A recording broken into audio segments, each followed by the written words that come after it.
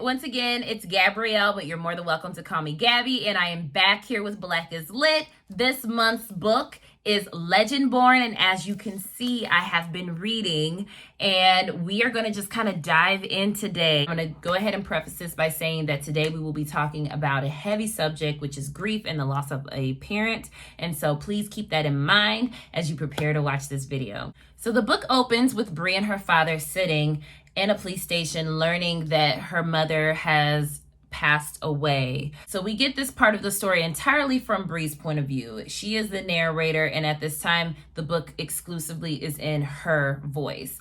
We are understanding why she is so upset in regards to her going to early college at UNC Chapel Hill, and just kind of her relationship with her mother and her parents and how it will affect her later on. We get just a little snippet of it. And so jumping ahead 3 months, the first chapter begins with Bree and her best friend Alice attending this party that is a rite of passage for the beginning of the school year. They've attended this party with Charlotte, who is a former classmate of theirs from their hometown. And in this scene, we see Bree, while she is somewhat normal with her best friend Alice, you can tell she's holding some things back because she wants to make sure that she is not overwhelming Alice with her feelings and emotions. And you see her do the very same thing when Charlotte introduces Alice and Bree to her boyfriend, Evan.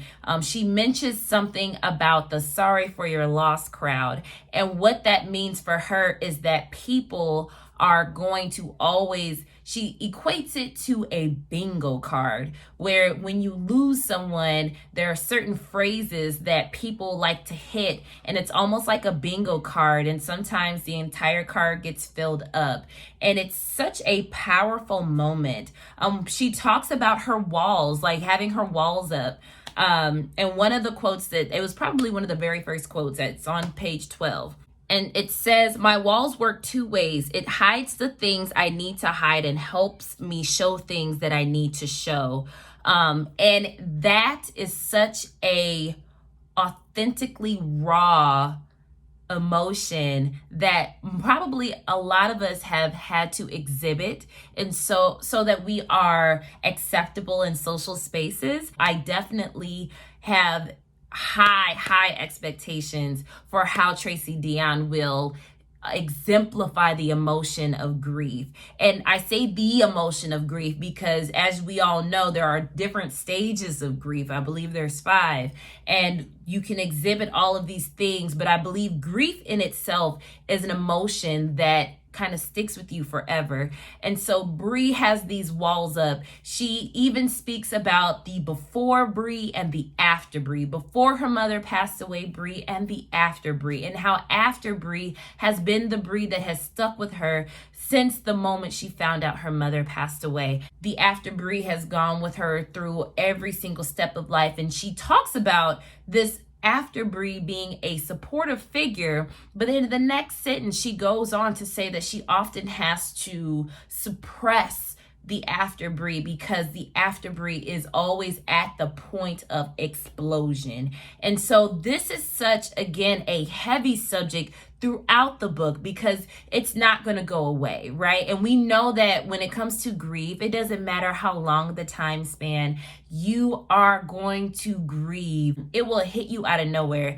I've always told people that grief comes in waves. Sometimes the seas are completely calm, and other times a slight wind will cause the waves to come onto shore and cover your feet. And sometimes it comes in and tries to snatch you back into the ocean of despair and rage and sorrow. So I feel that this is going to be a heavy read, but it's such a great read. I am excited because once we see Bree in this environment of grieving, then she becomes enamored with the happenings of the party, and a fight breaks out. But that's not what she becomes enamored with. She sees something that no one else can seem to see except for maybe one person. And later she finds out too.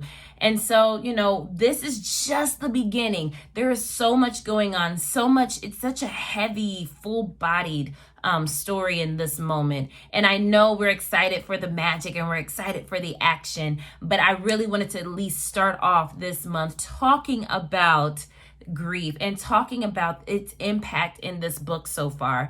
And just be aware of it. Again, as I mentioned in the first video, this book is going to talk about it. And please be mindful of that as you dive in.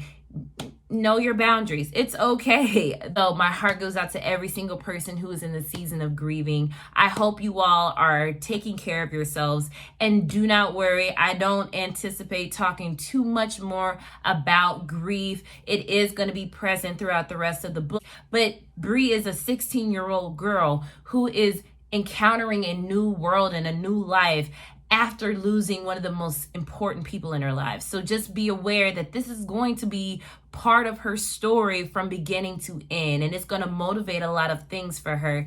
If you guys have any questions, make sure you reach out to the members of Black is Lit. They will be happy to assist you, and I cannot wait to get back into this book some more next week. Until then, I'll see y'all later.